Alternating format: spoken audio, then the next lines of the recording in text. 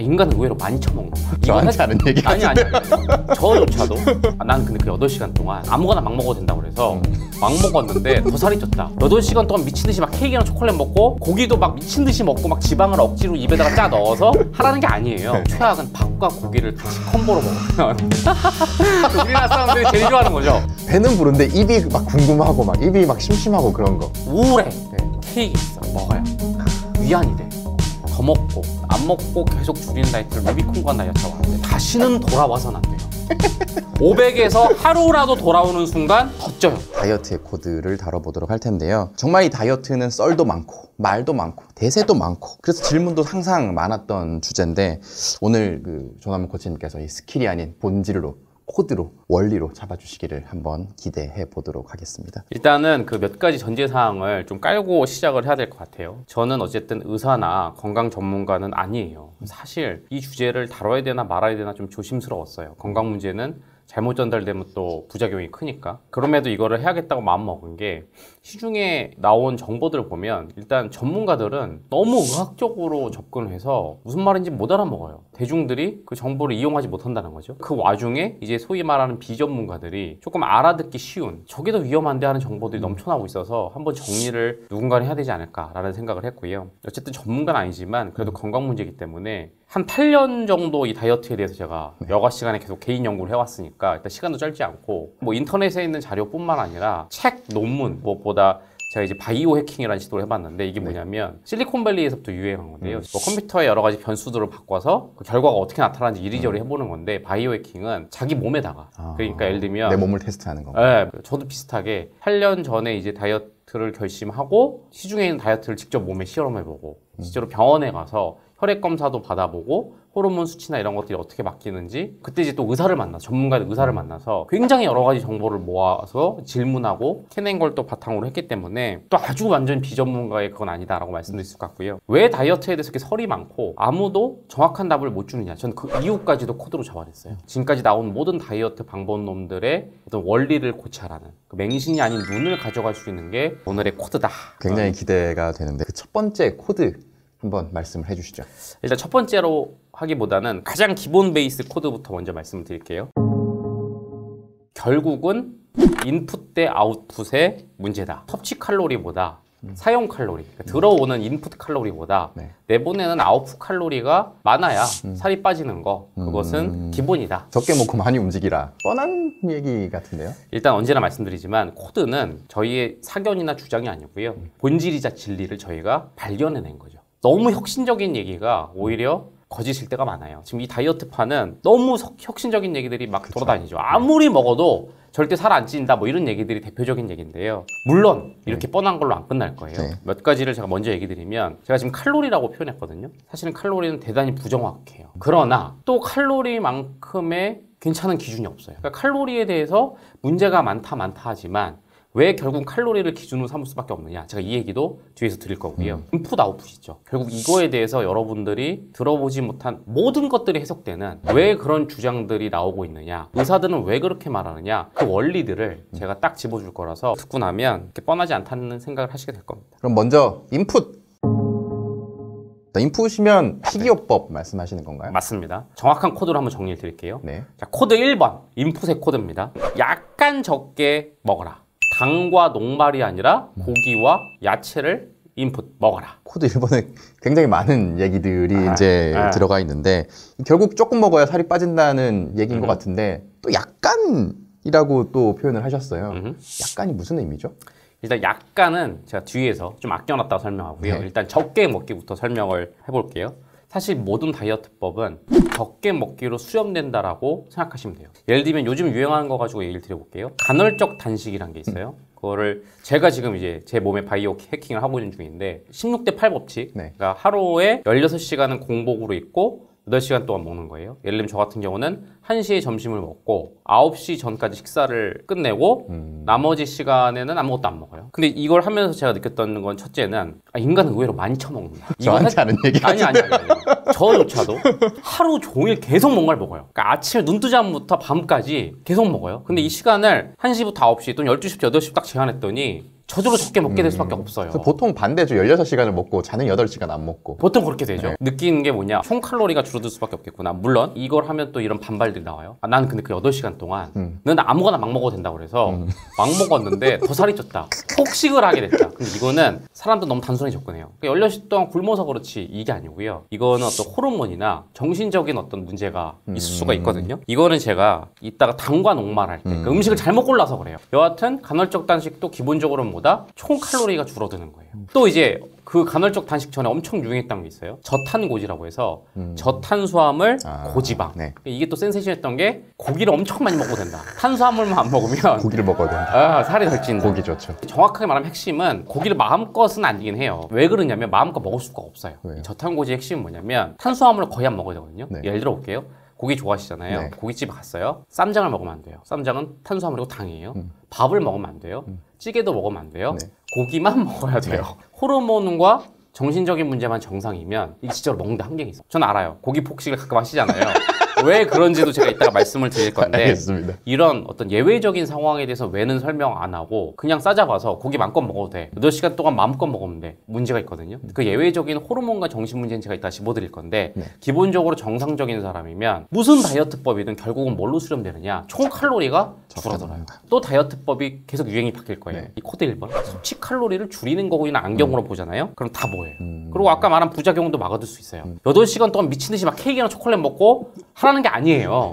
고기도 막 미친 듯이 먹고 막 지방을 억지로 입에다가 짜 넣어서 하라는 게 아니에요. 이 미디어의 가장 큰 문제는 앞뒤 다 자르고. 그것만 하면 다 될 것처럼. 왜냐면 칼로리 얘기하면 또 사람들이 솔깃 안 할 게 뻔하니까 앞뒤 다 자르고 탄수화물 안 먹고 지방만 먹으면 살 빠져요. 이렇게만 단순하게 얘기해버리고 8시간 동안 먹고 싶은 거 다 드세요. 살 빠져요. 이렇게 말해버리니까 이제 문제가 생기는 거죠. 섭취 칼로리를 줄이는 거다라는 안경을 쓰고 보면 다 해석이 되고요. 또 이걸 응용하면 자기한테 제일 잘 맞는 섭취 칼로리 줄이는 걸 고르면 돼요. 자기 라이프 스타일상 나는 어쩔 수 없이 하루에 3끼를 먹을 수밖에 없는데, 그러면은 간헐적 단식은 안 맞는 거고, 나는 뭐 체질상 도저히 고기가 잘 안 맞아, 그러면 저탄고지는 또 안 맞는 거고, 이러니까 하여튼 섭취 칼로리 줄인다라는 코드를 가지고 자기랑 적용하면 괜찮은 다이어트법을 그 중에서 골라도 되는 거예요.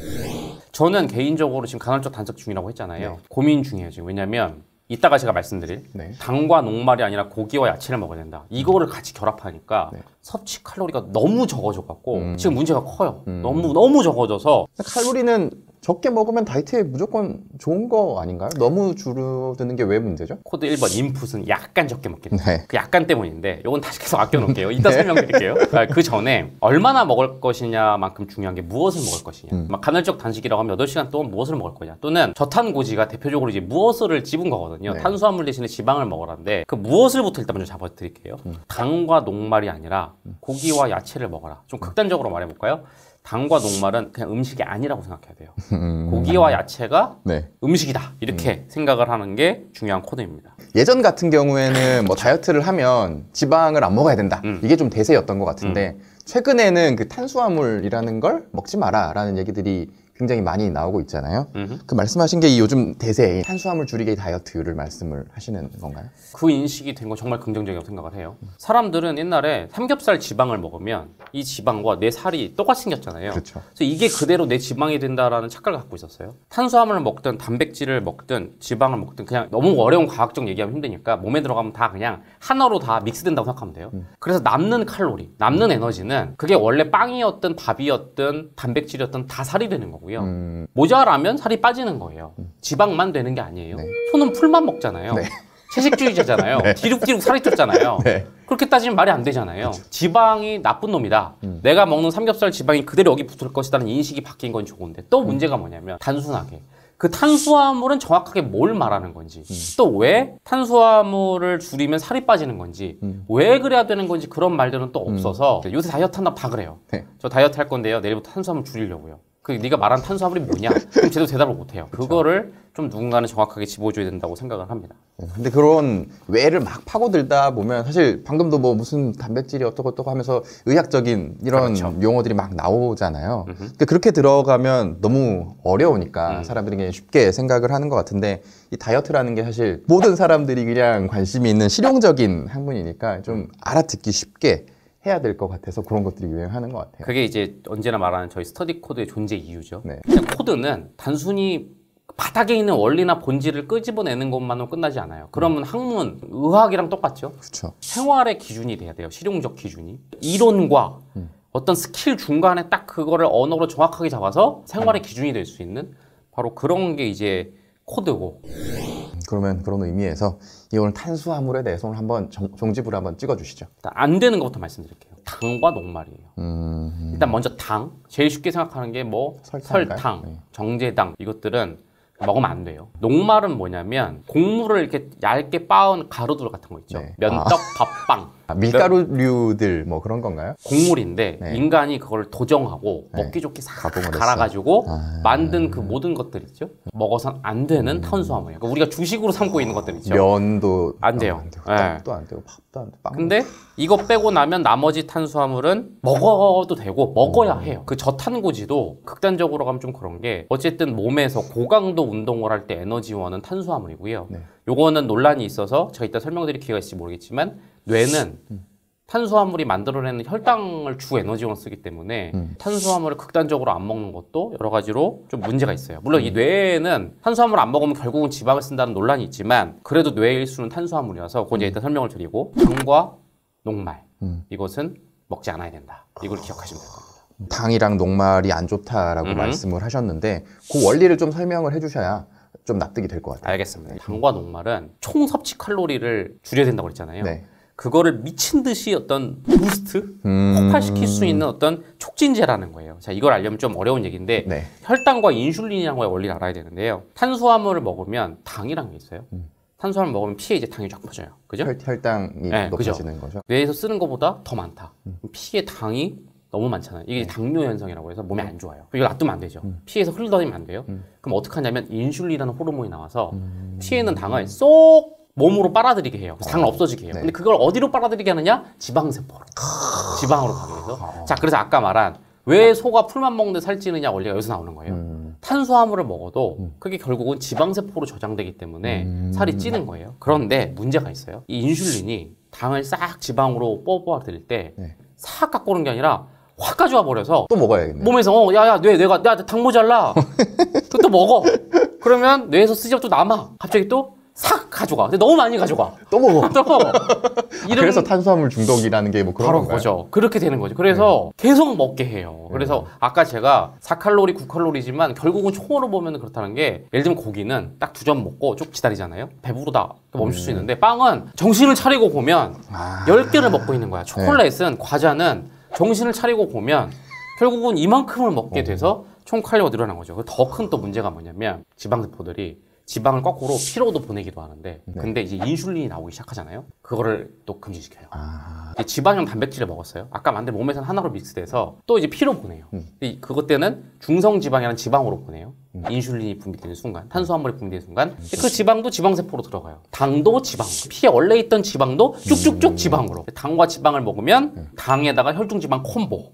그것도 지방세포가 와구와구 빨아들이는 상태로. 그래서 이걸 적용해 볼까요? 최악은 밥과 고기를 같이 콤보로 먹으면 우리나라 사람들이 제일 좋아하는 거죠. 고기 먹고 꼭 된장찌개에 밥을 먹어야 돼. 자, 밥 먹을 사람 이렇게 되잖아요. 네. 그러니까 이걸 보면 인간은 계속 살찌는 쪽으로 지금 먹고 있다라는 거죠. 정리하자면 당과 녹말은 그 자체로도 살을 좀 찌게 하지만 다른 먹을 것을 계속 부르는 거. 두 번째는 다른 먹을 거를 훨씬 더 지방으로 잘 만드는 거. 제가 부스트라는 표현을 쓴 게 계속 처먹게 한다. 그럼 다른 먹은 거를 지방으로 살찌기 되게 좋게 만든다. 그래서 다이어트 생각하면 굉장히 위험하죠. 당과 녹말은 그냥 안 먹는 게 좋다고 삼겹살 생각이 먹고 나서 되는 거죠. 밥은 안 먹어야겠네요. 먹으면 안 돼요. 물론 고기를 너무 칼로리 이상 먹으면 그것도 지방으로 되지만 그래도 피에 흐르다가 배출되거나 지방에서 내놓는 거랑 서로 쌤쌤돼 갖고 조금만 살찔 수 있었는데 네. 갑자기 당이 들어와서 딱 인슐린 분비되면서 피에 흐르는 모든 거 다 지방세포로 들어와. 그럼 먹은 밥도 지방세포로 피에 흐르던 고기 지방도 지방세포로. 그러면서 이게 살이 찌는 그렇게 되는 거죠. 예전에 그 황제 다이어트 뭐 이런 게 있었잖아요. 고기만 먹어라. 그게 다 이런 원리에서 그런 맞아요. 거네요. 그러니까 황제 다이어트도 똑같은 거죠. 왜냐면 탄수화물 없이 고기만 먹으면 그것도 마찬가지예요. 총 섭취 칼로리가 제한될 것이다. 고기를 얼마나 많이 먹겠느냐. 그 지방세포로 물론 들어가긴 들어가요. 근데 부스트가 없으니까 좀 적게 들어가니까 실제로 살이 안 찐다. 바로 그 원리로 해석이 되는 거죠. 그렇죠? 탄수화물을 왜 적게 먹어라고 하는지 이제 좀 설명이 되는 것 그죠? 같은데 아예 탄수화물을 안 먹으면 되지 않나요? 근데 이게 지금 논란이 좀 있어요. 뭐냐면 아까도 말씀드렸지만 뇌에서는 혈당이라는 걸 쓰기 때문에 혈당이 계속 모자라면 뇌는 비상 상태거든요. 네. 그럼 이 지방을 케톤이라는 걸로 바꿔서 결국은 뇌에서 쓴대요. 그래서 이게 이제 저탄고지론자들이 되게 환호하는 게 심지어 뇌도 이제 내 지방을 쓴다. 그럼 얼마나 좋은 거냐인데 이게 어쨌든 몸에선 정상적인 상황은 아니에요. 뇌는 원래 제1순위 원료가 있는데 2순위 원료 쓰는 거기 때문에 문제가 있고요. 이거를 듣고 있는 수험생들이면 머리를 많이 써야 되잖아요. 수험생들은 좀 안 하는 게 낫고 하여튼 이거는 논란이 있는데 이제 의학적으로 좀 밝혀지겠죠. 좀 기다려봐야 되지만 근데 현재까지 나온 걸로 보면은 그래도 뇌가 전통적으로 써오던 탄수화물을 아예 끊는 것은 위험하다. 그리고 하여튼 고강도 운동 이따 아웃풋 얘기할 네. 거예요. 어차피 우리는 운동을 할 거거든요. 네. 그러면은 탄수화물을 아예 끊을 수는 없다. 이렇게 말씀드릴게요. 아무튼 그럼 탄수화물을 조금은 먹어야 된다라는 말씀이신데 어떤 탄수화물을 먹으면 될까요? 자, 지금 말한 걸로 하면 혈당을 미친 듯이 올리지 않는 탄수화물을 말하는 거예요. 이것도 어려운 얘기인데 요새 인터넷 정보에서 많이 보셨을 거예요. 흔히 GI 지수라는 게 한때 또 떴었잖아요. 이게 GI 지수가 뭐냐면 높을수록 먹으면 혈당이 미친 듯이 뛰는 거예요. 아까 제가 말한 대로 인슐린이 바보같이 너무 많이 빨아들이는 거 있죠. 사실 이게 혈당이 잔잔할 때는 그렇게 바보 같지 않고 어차피 빨아들여도 이 그래프가 요동치기 힘들잖아요. 근데 엄청 지수가 높은 게 올라오면 그때 이제 요동치는 거예요. 네. 왜냐면 급하게 막 빨아들이다 보니까 당과 녹말이 이 지수가 미친 듯이 높아요. 명떡, 빵, 밥이 엄청나게 높아요. 네. 초콜릿, 케이크, 과자 이런 건 다 안 돼요. 심지어 고구마가 다이어트 식품이다. 굽잖아요. 군 고구마 왜 맛있어요? 달잖아요. 그렇죠. 입에 조금이라도 달면 자 면떡, 빵, 밥 빼고 고구마, 감자 빼고. 감자 빼면 남는 건 뭐냐? 야채죠. 그래서 먹어도 되는 탄수화물은 주로 야채죠. 야채만 야채 탄수화물을 섭취한다. 보통 과일이나 야채는 뭐 다 건강에 좋다라고 하지 않나요? 과일은 아닌가요? 과일도 위험해요. 당이 많아요. 과당이라고 하잖아요. 그리고 물론 이런 얘기가 있어요. 총 부피에 비하면 네. 당연히 적다고 하는데 다시 뇌는 그 조그만 당도 치명적으로 맛있으면 미쳐서 먹을 때 어때요? 그럼 딸기 5알 이렇게 안 먹죠. 겨울에는 귤 까놓고 앉아서 이불 속에서 20개 먹는 게 그렇게 먹게 되잖아요. 근데 이거에 대해서는 옛날에 논란이 있었어요. 아니 과일은 전통적으로 인간이 자연에서 채집하는 자연식품인데 왜 그렇게 싸잡아서 비난하느냐고 했는데 요즘 나오는 과일은 구석기 시대에 먹던 과일과 달라요. 아, 계량해서. 많이 개량했어요. 아, 당도 막 이런 거 높여서 최대한. 왜냐하면 인간이 당에 이제 노출이 돼버렸고 이따 말씀드리겠지만 자본주의에서는 팔아먹는 상품으로서가 중요하니까 당도를 엄청 높여놔서 한 200년 전, 300년 전의 사과랑 지금 사과는 다른 사과라고 보면 돼요. 그래서 전 지금 과일은 약간 상품화된 과일이라서 과일도 위험해. 이것도 충격이죠. 흔히 과일, 야채를 많이 먹으라 하죠. 물론 과일에 들어있는 뭐 어떤 미네랄이나 이런 것들이 되게 중요한데 차라리 그거는 야채를 많이 먹어야 되고 물론 과일 중에서도 지하지수가 낮은 것들이 좀 있긴 한데 제가 말씀드렸죠. 코드는 삶의 기준이 돼야 되잖아요. 과일도 막 따지고 이렇게 안 먹잖아요, 우리는. 그러니까 하여튼 과일도 일단 배제한다라는 얘기 좀 드리고 싶어요. 밥이나 빵도 요즘에 현미밥, 현미로 만든 빵 이런 것들은 좀 뭐 이게 GI 지수가 낮다 뭐 이런 얘기도 하는데 그런 것도 안 되나요? 쌀밥에 의해서 낮은 건데요. 네. 결국은 현미밥도 꽤 높아요. 그리고 현미도 진짜로 낮은 걸 먹으려면 거의 못 먹는 거예요. 막 까실까실한 거. 네. 근데 일단 1번 현미 100%여야 되고요. 2번 도정이 적게 돼야 돼. 아무리 건강을 생각한다지만 먹기 더럽게 힘들어요. 집에서도 어머님들이 애들 안 먹으니까 현미랑 쌀밥을 섞어요. 그럼 끝나는 거야. 두 번째는 100% 현미라고 해도 좀 깎아내 많이. 인간이 뭔가 손을 대고 공장에서 뭔가를 하잖아요. 그 탄수화물은 그냥 망한 거다. 네. 당과 녹말이 대표적인 그런 거예요. 네. 당이 뭐예요? 초콜릿, 케이크. 그렇죠. 다 인간이 공장에서 만들어낸 거죠. 아까 말한 면떡, 빵, 밥. 다 뭐예요? 가공한 면을 거죠. 가루로 만든 공장에서 밀가루. 그거를 인간이 뭔가 수타로 하든 기계로 하든. 빵도 요새 되게 장인 정신을 가지고 만드는 제빵사 여러분들이 많은 건 알지만요.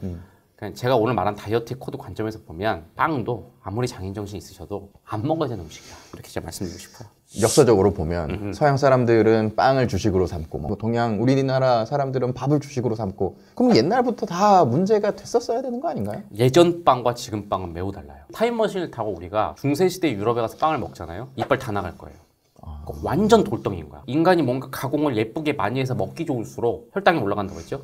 그때 빵은 돌덩이 빵이에요. 지금도 아까 제가 장인 정신 얘기했는데 그때만큼은 아니지만 건강한 빵을 생각하는 미국의 이런 움직임이 있어요. 못 먹는 사람들은 이거 왜 먹어? 맛 더럽게 없어. 단맛도 하나도 없고 일단 되게 딱딱하고 돌덩이 같아요. 지금 밥도 아까 제가 말씀드렸죠? 네. 조선시대로 돌아가서 평민들이 먹던 밥을 먹잖아요. 우리 못 먹어요. 왜냐면 그때 무슨 예쁜 도전기기가 있겠어요? 뭐가 있겠어요? 예전에 유럽 사람들이 먹었는데 왜 문제가 없느냐 그렇게 생각하면 안 되고요. 이거는 학계에서 꽤 심도 있는 연구로 진행된 거예요. 인간이 그렇게 곡물을 정제해서 먹고 면떡빵밥을 먹기 시작한 다음부터 굉장히 건강이 안 좋아졌다. 그게 건강이 안 좋아진 시발점이다. 그러니까 오히려 그 전에 그냥 채집해서 먹고 거친 상태로 먹고 했던 상태가 훨씬 건강했다. 그래서 미국에서 아직도 유행인 팔레오 다이어트라는 게 있어요. 팔레오가 뭐냐면 뭐 신석기, 구석기를 말해요. 그 유명한 운동선수들이 많이 하거든요. 네. 그러니까 인간이 뭔가 가공하기 전에 그 상태의 음식만 먹는다. 채집된 상태로만 먹는다는 게 또 이걸 보면 그렇게 해석이 되는 거죠. 얘기 나온 김에 제가 하나 말씀드리면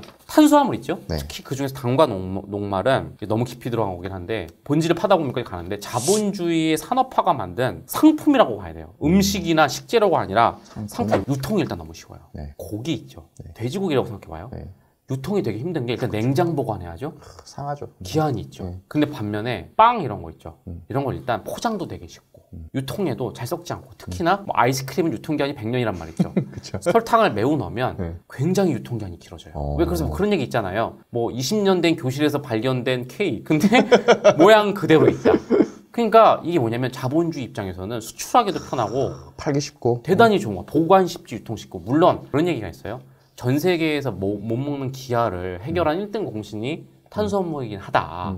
왜냐면 빈곤 국가는 외국에서 들여와야 되고 냉장 시설 없고 보관이나 유통이 쉬워야 되는데 탄수화물이 그걸 해결해 줬다는 좋은 얘기도 있지만 거꾸로 근데 그래서 빈곤 국가의 건강이 되게 안 좋아요. 아, 탄수화물 위주로 계속 먹으니까. 먹으니까 부익부 빈익빈 때문에 건강도 달라진 거. 부자들은 유통이 어렵고 보관이 어려운 시설이 있으니까 자연식품 고기 위주로 먹는데 못 사는 사람들은 그냥 맨날 빵, 그 남미 이런 데서도 나초 칩.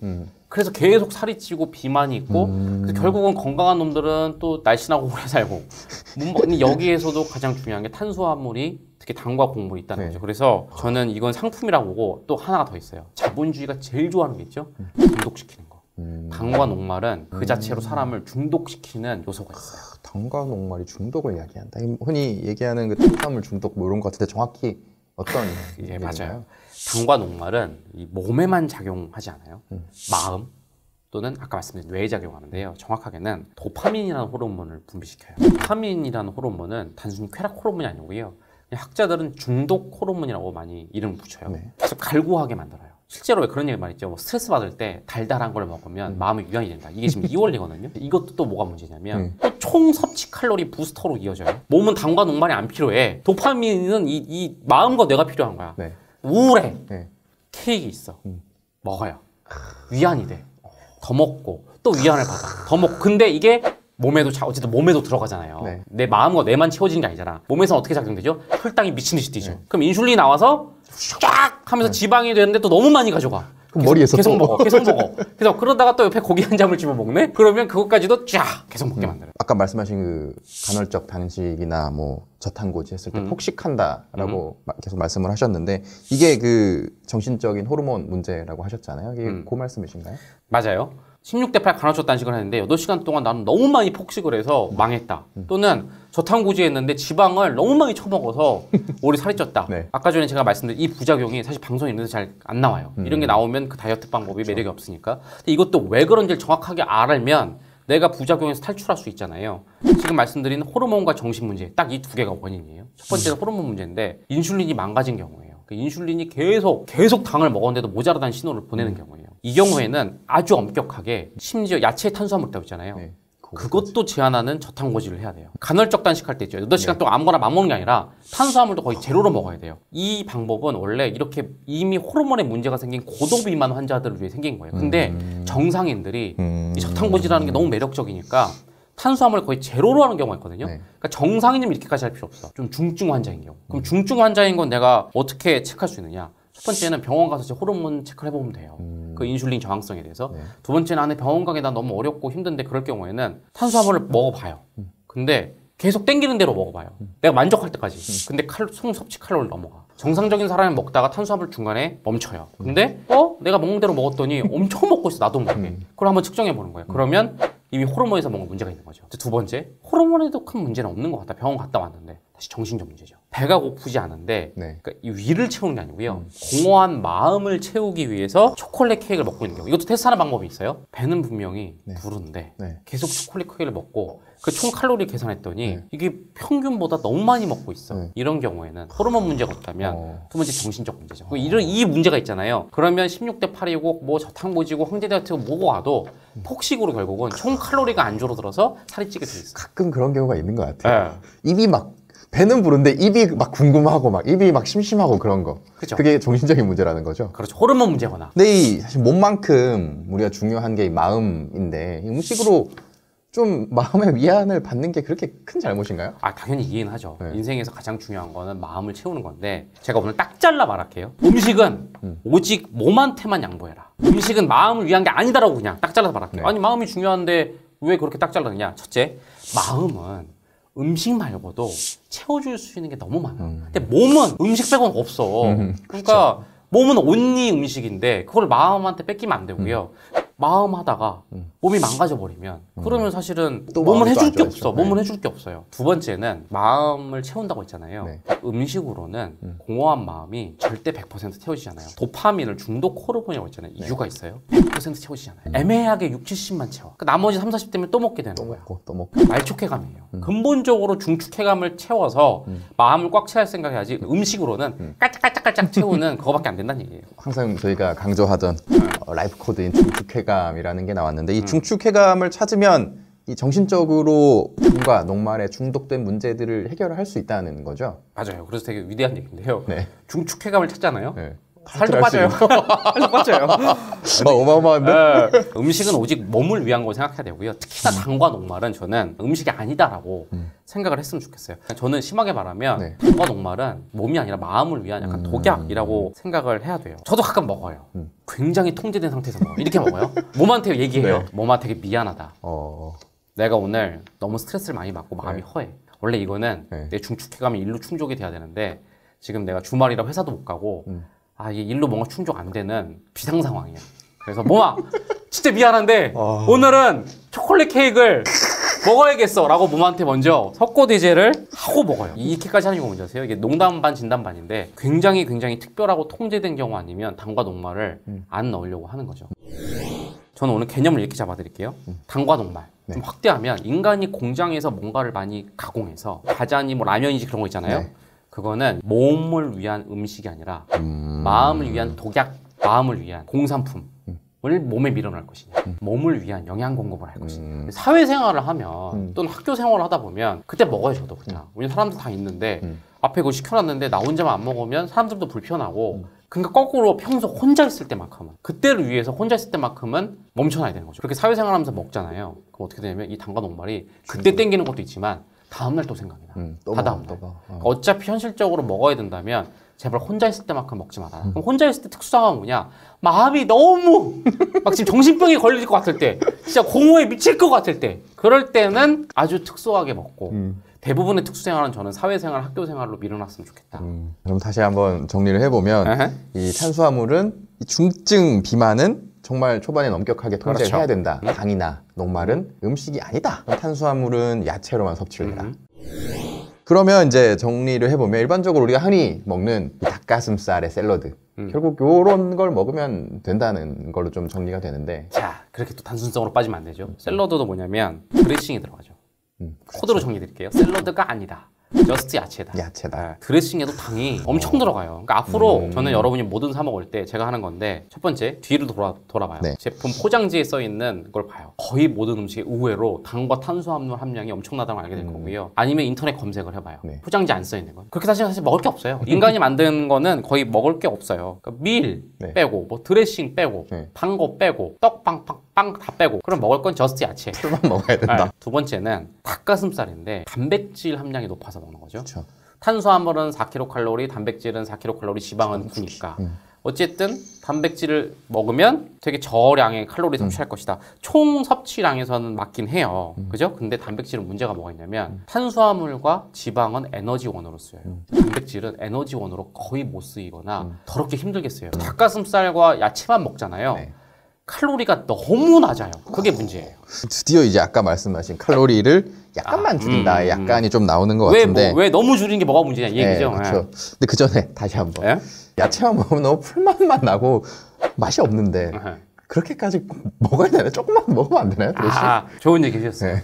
이게 무서운 게 아까 제가 당과 녹말은 네. 자본주의의 상업화가 만들어낸 최고의 상품이라고 말씀드렸잖아요. 어렸을 때부터 우리는 당과 녹말에 자연스럽게 노출돼서 이미 길들여져 버린 거예요. 제가 무시무시한 얘기 아닐까요? 태어나자마자 이제 뭐 모유로 엄마 젖을 먹지만 그거를 떼거나 네. 그걸 안 먹으면 제일 먼저 먹게 된 게 뭐죠? 분유를, 그죠? 분유를 분유 먹죠. 먹죠. 네. 거기서부터 자본주의가 시작되는 거예요. 분유에 당이 엄청 들어가 있어요. 아, 그래요? 그래서 이미 신생아 때부터 당에 노출이 돼버리죠. 그래서 그 다음부터 뭐냐면 그 도파민이나 모든 것들 다 경험하면서 당이 달아야 맛있는 거다라는 거를 당과 녹말이 정말 맛있다는 게 그 맛의 맛도 그냥 넘어가는데 맛의 본질을 봐야 되거든요.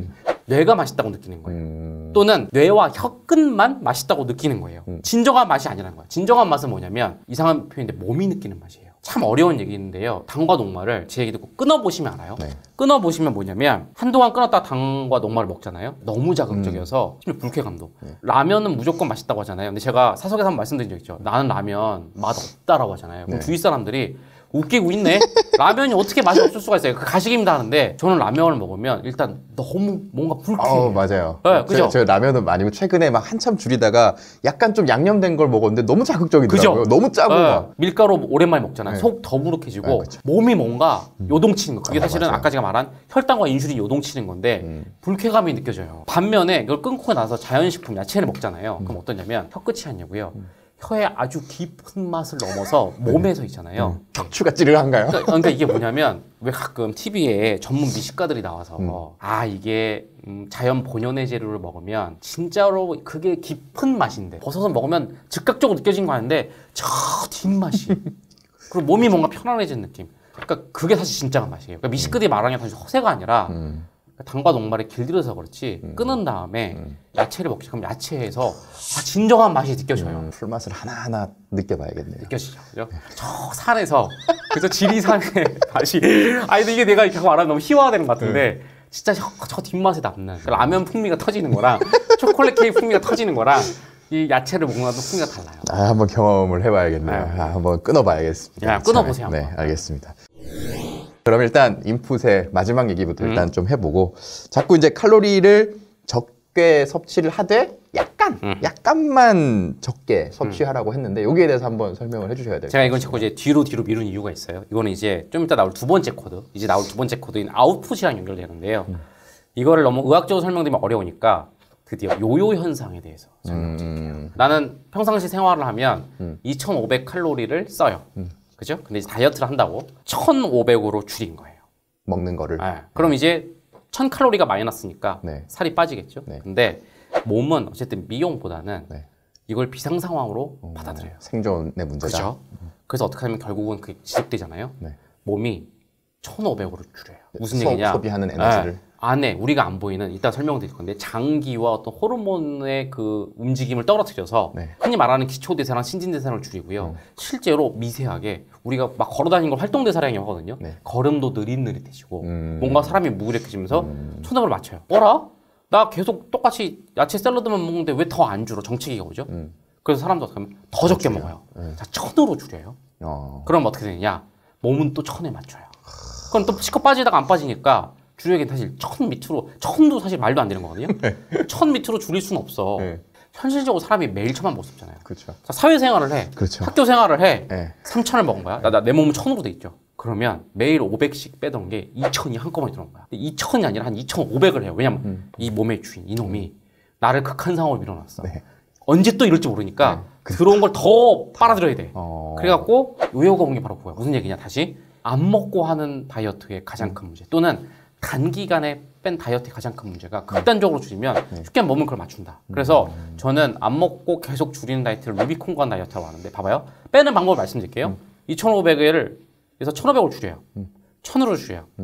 500으로 줄여요. 네. 단 중요한 거 다시는 돌아와서는 안 돼요. 500에서 하루라도 돌아오는 순간 더 쪄요. 루비콘강이라는 게 아시죠? 건너면 죽어버리는. 안 먹고 빼는 거는 가장 큰 문제가 있다라는 거. 제가 아까 그랬죠. 약간만 적게 먹어라. 네. 그래서 전문가들이 많이 제시하는 게 두 가지 기준이 있는데 하루에 500 정도, 500도 사실 많긴 하거든요. 500 정도만 줄여라. 근데 그러면 뭐가 문제가 있냐면 단기간에 안 빠져요. 사람들이 신경질 하는 거지. 네. 그래서 전문가들이 항상 말하는 거. 천천히 빼야 된다. 저도 다이어트 할 때 최소 1년, 길게는 3년 동안 뺀다고 했거든요. 네. 그래서 요요가 안 오는 거예요. 심지어 이래야 돼요. 그러니까 오히려 이렇게 강박하냐면 일주일 동안 네. 너무 적게 먹었잖아요. 주말에 많이 먹어줘야 돼. 몸이 1,500으로 낮추기 전에 3,000씩 먹어줘야 돼. 이게 사실 치팅이거든요. 치팅이 단순히 주말에 너 고생했으니까 행복해 이게 아니라 몸한테 야 위야 신진대사 낮추면 안 돼. 아웃풋 낮추면 안 돼. 야 무슨 소리야. 나 그런 거예요. 또는 이걸 응용하잖아요. 가끔 인터넷 보니까 그런 거 있던데 뭐 한 달 동안 빡세게 줄였다가 일주일은 또 먹었다가 빡세게 줄였다 이렇게 먹어 리듬을 타라는 다이어트가 네. 있거든요. 그것도 2원리야. 그러니까 몸이 눈치채기 전에. 근데 기본적으로는 이게 다 복잡하잖아요. 500 정도만 적게 매일매일. 그리고 길게 보잖아요. 네. 그럼 요요가 안 올 거야. 근데 아주 많이 줄이거나 단기간에 줄이겠다고 하면 요요가 반드시 올 수밖에 없어요. 아니면 방법은 하나야. 평생 단 하루도 안 빼놓고 평생 500칼로리, 1000칼로리만 죽을 때까지 먹으면 돼. 그 남자 기준으로 성인 남자 기준으로 한 2,500, 여자는 한 2,000이 하루에 필요한 칼로리니까 500씩 줄이면 남자 2,000, 여자는 1,500 정도 섭취를 하면 된다는 건데 아까 말씀하신 탄수화물이랑 좀 연결시켜서 생각을 해보면 닭가슴살이나 야채만 꽉 먹어서 이만큼 채우면 제일 좋겠네요. 그렇죠. 저희가 닭가슴살 야채 얘기가 여기까지 왔는데 와닿게 얘기 드릴게요. 남자만 가지고 얘기 드릴게요. 남자로 한 2,000 먹으면 되지 않냐고 했잖아요. 이제 야채는 칼로리가 엄청 낮으니까 야채로 그냥 하루 종일 먹어도 한 200칼로리라고 해볼게요. 그럼 1,800칼로리가 남죠? 닭가슴살 보통 한 봉 100g이 100칼로리예요. 그럼 뭐냐면 18봉을 먹어야 돼요. 18봉을. 그래야지 입에서 닭 냄새 날 것 같은데. 약간 적게 못 먹어요. 약간 적게가 완성이 돼요. 그리고 문제는 뭐냐면 닭가슴살은 단백질 비율이 매우 크다고 그랬죠. 네. 다시 단백질은 에너지로 못 쓰기 때문에 18봉 먹었는데도 힘이 없고 단백질은 몸에서 분해할 때 질소 등이 나와서 이게 단백질 너무 많이 먹으면 신장 같은 데 문제가 생겨요. 그쵸. 그래서 건강하지 못한 굉장히 안 좋은 식습관이라고 저는 생각을 해요. 그럼 도대체 뭘 먹어야 되는 거죠? 다 못 먹으면? 탄수화물 문제다. 네. 단백질도 너무 많이 먹을 수 한계가 없다. 있다. 드디어 이제 두둥 네. 남은 한 가지 지방이 등장합니다. 먹는 지방이 내 지방이 아니다. 눈앞에 삼겹살을 딱 보잖아요. 내 살을 만져보잖아요. 네. 똑같이 생겼잖아요. 그렇지 않아요. 그러니까 먹는 지방이 곧 내 지방은 아니라는 거예요. 오히려 지방이 제가 지금까지 말한 걸로 따지면 가장 좋은 식재료 중에 하나예요. 첫째, 일단 거의 다 자연식품이에요. 왜냐면 가공해봤자 유통이 힘들기 때문에. 물론 여기서 주시할 게 있어요. 식용유 같은 거. 그죠? 가공하는 게 하나 있어요. 네. 뭐냐면 트랜스 지방이라는 거. 옛날에 뭐 마가린 그리고 아이스크림이나 초콜릿도 보면 지방이 많이 있는데 그게 뭐냐면 지방을 유통시키기 위해서 막 가열을 하고 첨가물을 넣어갖고 지방을 막 딱딱하게 굳히고 막 만드는 건데 그러니까 트랜스 지방 있죠. 이게 함량이 높으면 이거는 피해야 돼요. 쉽게 말할게요. 고기 생선이에요. 그냥. 고기 생선을 생각하면 돼요. 사실은 올리브 오일 같은 것도 좋아요. 올리브 오일도 가공이 들어가지 않습니까? 압착이라는 가공이 들어가지만 그거는 막 되게 엄청난 가공은 아니고 화학물질 안 넣기 때문에 괜찮은데 사실 올리브 오일 같은 거는 우리 학생들이나 일반 성인도 좀 접근성이 떨어지고 생선도 참 좋은데 네. 생선도 이 시각으로 바라볼까요? 칼로리가 너무 낮아요. 두 번째 지방이 왜 좋냐면 인슐린을 자극하지 않는 식품이에요. 심지어 단백질도 네. 인슐린을 좀 자극해요. 근데 지방은 인슐린을 자극하지 않아요. 그래서 정신적 문제 막 없잖아요. 호르몬 때문에 계속 먹을 거를 막 불러일으키지 않아요. 세 번째 비슷한 얘기인데 포만감도 되게 오래 가서 당과 녹말처럼 막 갈증이 안 생겨요. 아까 제가 말씀 못 드렸는데 인슐린을 자극하면 그렐린 렙틴이라는 포만감 호르몬도 막 꼬여요. 네. 근데 지방은 인슐린을 자극하지 않고 그렐린 렙틴에 영향을 막 좋게 끼치기 때문에 포만감도 오라가요. 지방 이런 거 많이 먹으면 혈관 막히고 심장이 안 좋은 거 아니냐. 그런데 이건 현재 논란거리예요. 왜냐면 최근에 반박 논문도 많이 나오고 있어요. 지방을 먹는 것과 혈관 동맥경화 사이에 그런 큰 관련성이 정확하게 입증된 바 없다는 것도 나오기도 해요. 그렇긴 한데 이건 아직 논란거리니까 제가 네. 맞다고 말씀 안 드린 거고 문제는 또 뭐냐면 그건 많이 먹어서 너무 많이 먹어서 사실 지방이 좋긴 하다고 하지만 고기를 무제한으로 먹는 건 또 아니고 또 질 좋은 지방을 안 먹고 아까 말한 트랜스 지방이나 질 나쁜 지방을 먹어서 그런 거지 질 좋은 지방을 적당히 먹으면은 문제가 없어요. 단백질 많은 소고기를 고집할 필요 없어요. 돼지고기가 사실 괜찮아요. 지방은 그 호르몬이나 이런 걸 자극하지 않는다라고 하셨는데 저는 삼겹살 먹을 때 한 번에 엄청 폭식하고 하는데 이게 왜 그런 거죠? 자, 저는? 첫 번째 쌈장이랑 밥을 같이 먹는지 점검하셔야 돼요. 아까 안 먹는다고 하셨잖아요. 네. 그러면 호르몬 문제는 아닌 거야. 근데 쌈장이나 밥을 먹는 순간 인슐린이랑 혈당이 미친 듯이 뛰면서 계속 먹어 하면서 고기까지도 같이 먹게 되는 그런 효과가 또 있을 수 있는 건데요. 근데 그럼 호르몬 문제가 아니면 뭐냐면 쑤셔 넣는 쾌감이죠. 아, 그렇죠. 그러니까 약간 마음이랑 약간 연결되는 아, 건데 있죠, 입에서 이렇게 와구와구해서 씹는 맛. 씹는 맛. 이게 약간 마음의 문제라 수 있어요. 호르몬 문제가 아니라 약간 그 마음 중에 약간 좀 약한 마음의 문제. 네. 그 제가 스킬을 하나 알려드리면은 먹다가 중간에 5분만 쉬어봐요. 예를 들면 한 1인분, 2인분 먹었잖아요. 네.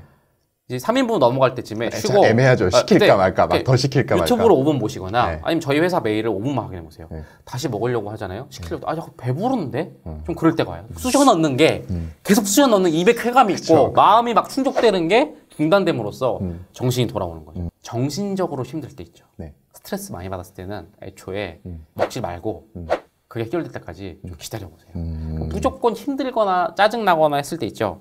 그때 가면 많이 먹게 돼 있어요. 뭐든지. 그러니까 진짜로 몸이 배고플 때까지. 네. 흔히 말하는 배에서 꼬르륵 소리 날 때까지 네. 기다려요. 이게 지금 내가 지금 스트레스 받아서 먹으려는 거야? 아니야? 몸이 배고픈 거야? 그걸 구분하면 된다는 거죠. 근데 몸에 집중해라라는 말씀이신데 요즘에 TV에서 그런 얘기들이 많이 나오더라고요. 이게 가짜 배고픔, 진짜 배고픔. 이게 가짜 배고픈 건지 진짜 배고픈 건지 확인해서 가짜 배고픔 먹지 마라. 그런 내용들이 TV에 나오던데 그 말씀이신 거죠? 그렇죠. 다시 그런 것도 눈에 보이는 스킬이고 오늘 제가 말한 원리를 알면 다 해석이 되죠. 예를 들어 볼게요. 그러니까 가짜 배고픔은 뭐냐면 제가 말한 호르몬적인 문제, 정신적인 문제예요. 당과 곡물은 정신적인 문제, 호르몬 문제를 다 야기시켜요. 지방은 뭐라고요? 호르몬 문제는 야기시키잖아요.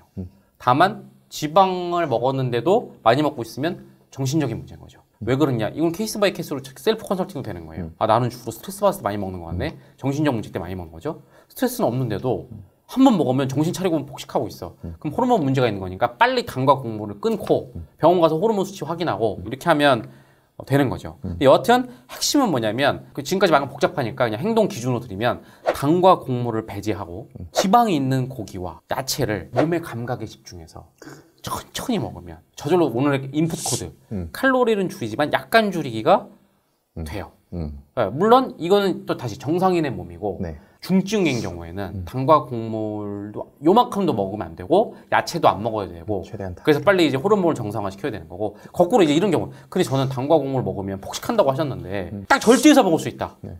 그럼 괜찮은 거 아닌가요? 그럼요.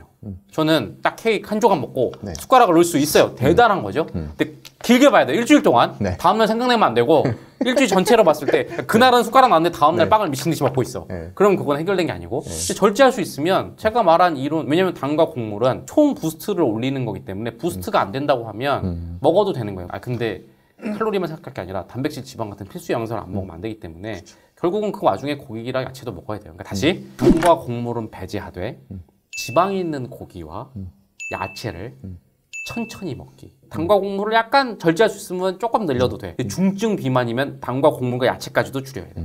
하여튼 원리를 알면 네. 가능해지는 거죠. 그러면 인풋에 대해서 정말 많은 썰들을 좀 정리를 해주셨는데 마지막으로 뭐 관련해서 더 하실 말씀 있으신가요? 한 가지 제가 빠뜨린 얘기가 있어요. 제가 고기와 야채를 먹으라고 했잖아요. 근데 좋은 지방, 좋은 야채일수록 더 좋아요. 강호하지 않은 자연 상태, 이게 더 좋은 거고요. 자연 상태에서도 더 좋은 거예요. 이게 무슨 얘기냐면 오염되지 않고 건강한 환경에서 자란 고기들이에요. 예를 들면 요새 이제 이게 사회적 문제가 되고 있죠. 닭이나 돼지들을 되게 밀폐돼. 열악한 환경에서 엄청, 완전 따닥따닥 네네. 붙은 환경에서 키워서 뭐 공장처럼 정말 그것도 공장이죠. 근데 그게 실제로 웃긴 게 뭐냐면 성분이 안 좋대요. 요새 뜨고 있는 스페인의 이베리코 돼지가 있죠. 네. 목장에서 방목한 그게- 도토리 먹고 큰 그죠? 고기. 그게 왜 좋냐면 단순히 도토리를 먹어서가 아니라 방목해서 가니까 스트레스가 아니라 실제로 몸의 그 성분이 조사하면 공장에서 나온 돼지고기보다 훨씬 성분이 좋대요. 그래서 제가 요새 그런 운동이 펼쳐지고 있는데 전 되게 동감하는 게 그냥 오늘은 다이어트니까 제가 먹는 몸으로 생각했더니 그런 돼지고기, 닭고기들이 많았으면 좋겠는 거예요. 유기농도 사실은 또 말이 많거든요.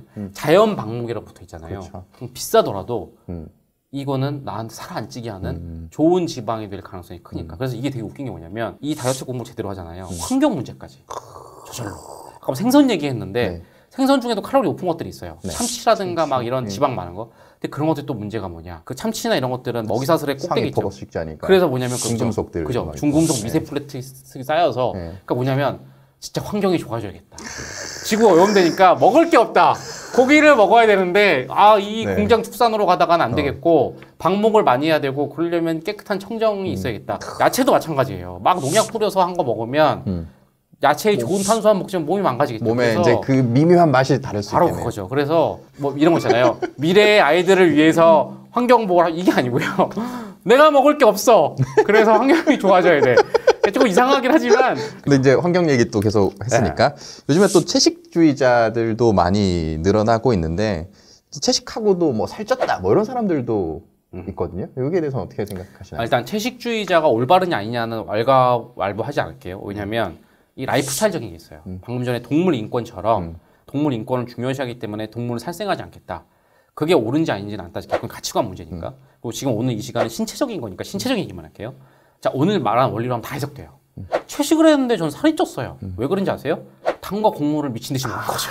당과 곡물은 빵을 엄청 먹었구나. 당과 곡물은 채식이잖아요. 그러니까 엄청 먹어서 결국은 총 섭취 칼로리가 늘어난 거예요. 그러니까 오해하시면 안 되는 게 고기를 먹으면 결국은 살 많이 찌잖아요. 다시 말하지만 당과 곡물이 부스트하는 칼로리가 고기로 충족되지 않은 걸 그 빵으로 그죠.